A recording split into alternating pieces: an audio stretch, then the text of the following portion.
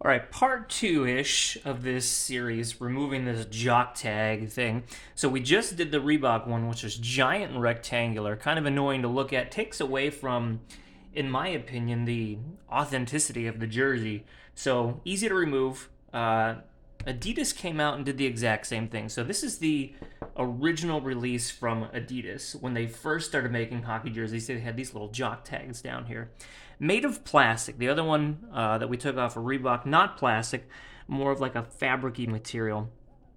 Have our seam ripper again, and I have the steamer kind of sitting off on the side here we'll use in a second. You kind of have to be a little bit careful with this one. It's nice that it's plastic, that you can go up and over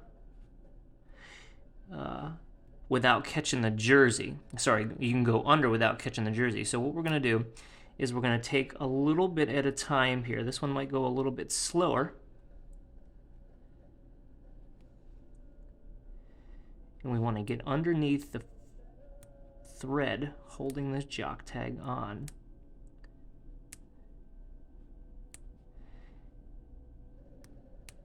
And the same deal with the Reebok ones. The more you go around, the looser it becomes, and you'll start to see it come up here a little bit. There's not much underneath it. You can catch the threads. This one's blue, and kind of give it a light tug like the other ones. Just be careful when you're using your seam ripper not to catch the fabric. If it does go in, you're able to pull it straight back out, but the needle point on this is wonderful. Allows for good control.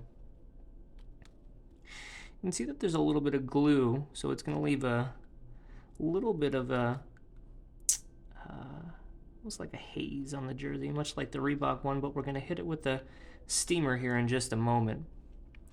Now, after Adidas moved to prime green, they replaced the plastic jock tag with a more fabric-looking one at the hemline of the jersey. Again, not worn on ice, so easy to remove. But certainly doesn't stand out quite like these. I don't know why we need a branding on the front of the jersey. There's a big enough one on the back of this jersey. We get it, Adidas.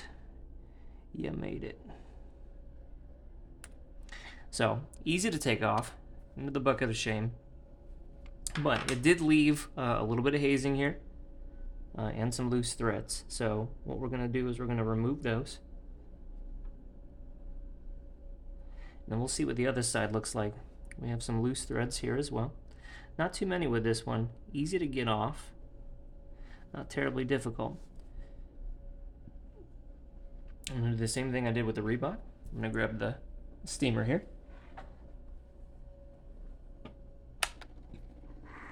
And I'll kind of hit it. I'm going to flip it to the other side. Get the steam going again.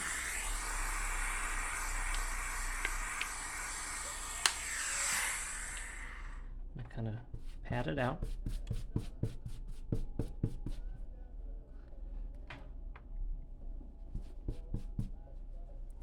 I'm going to do another round of steam just to make sure that I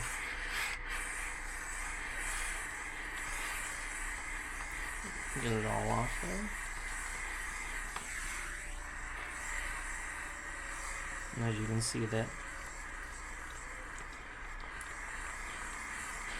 hazing that was left over from that piece of plastic kind of fades away.